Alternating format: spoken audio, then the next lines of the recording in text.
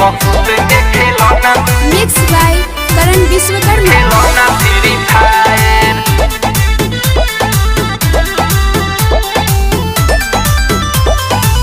चढ़ल जवानी देखी बने लकाए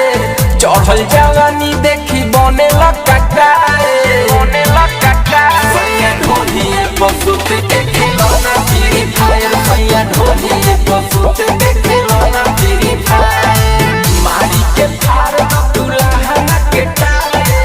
मारी के फार दुल्हन के टाए सैया ढोली बहुत के खिलौना फ्री फायर सैया ढोली बहुत के खिलौना फ्री फायर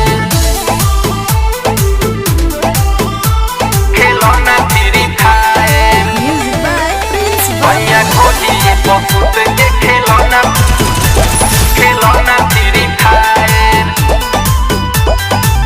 चोली में चारो जिनको लिह मोबाइल कौनो दिक्कत न होई ए पिया हो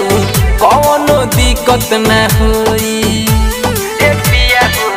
कौनो दिक्कत न होई आई बड़ी मजा धई के पाजा दोनों अनार होई टोई ए पिया दोनों अनार होई टोई कद करस सब के मोला दाए कद करस सब के मोला दाए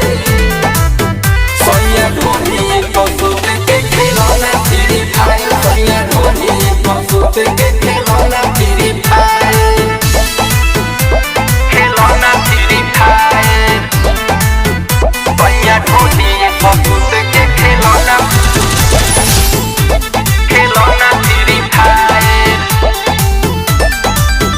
अब देरी न करो हाली से धरो सीख लो तू लूर ए पिया सीख लो तू लूर ए पिया सीख लो तू लूर अब दुर्गेश देहाती बिट्टू के साथी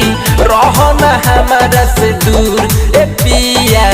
रहो न हमारा से दूर पंकज प्रिंस